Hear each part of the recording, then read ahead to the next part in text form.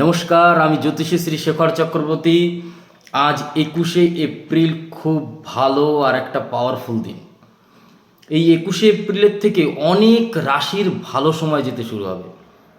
অনেক মানুষের, অনেক যে মানুষগুলোর খুব খারাপ সময় যাচ্ছিল তাদের জন্য 21শে এপ্রিল থেকে ভালো সময় যেতে শুরু হবে। বিশেষ করে 21 থেকে 27-এর মধ্যে খুব ভালো ভালো সুযোগ আসবে মানুষের জন্য। 21 থেকে 27 এপ্রিলের মধ্যে। আর আজকে 21শে এপ্রিল খুব পাওয়ারফুল একটা দিন। আজকে চন্দ্রের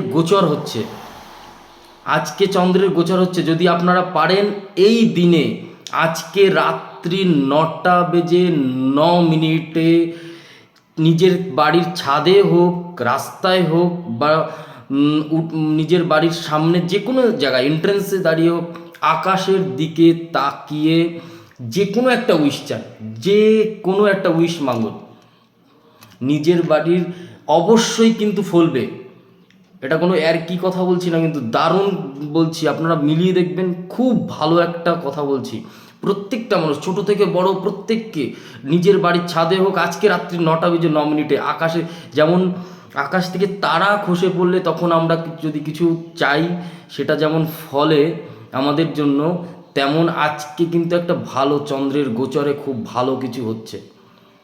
আপনারা কিন্তু 9:09 অবশ্যই আকাশের দিকে তাকিয়ে যে কোনো একটা উইশ, যাদের চাকরি হচ্ছে না, চাকরি চাও না, চাকরি চান, যাদের সংসারে অশান্তি, গণ্ডগোল, সমস্যা, স্বামী নিয়ে প্রবলেম, বিভিন্ন প্রবলেম, তারাও উইশ করুন যাতে আমার সংসার ভালো থাকে, সুখে থাকি। রাত্রি 9:09 খুব পাওয়ারফুল সময় কিন্তু। আর আজকে 21শে এপ্রিল থেকে 27শে এপ্রিল খুব ভালো সময় যাবে কিছু রাশির। তার মধ্যে একটা রাশি আছে সিংহ রাশি, যাদের খুব খারাপ সময় ছিল, দীর্ঘদিন ধরে খারাপ সময় ছিল, সেই সিংহ রাশির কিন্তু আজ থেকে ভালো সময় যাবে।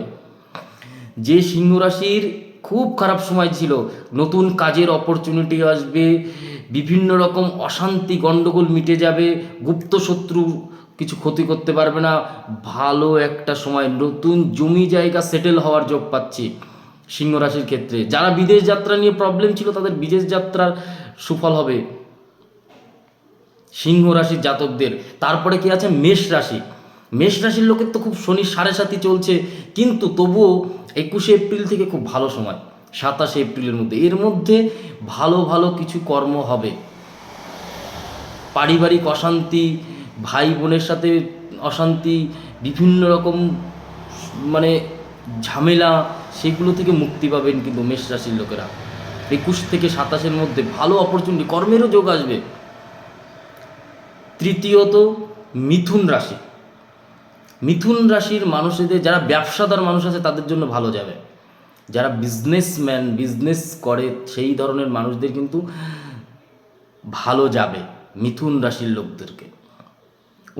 অন্যরাও ভালো যাবে মিথুন রাশি, কিন্তু ব্যবসাদারদের জন্য খুব বেশি ভালো যাবে। চতুর্থ আছে তুলা রাশি। তুলা রাশির মানুষদেরও খুব ভালো সময়, তুলা রাশির মানুষদেরও ভালো যায়।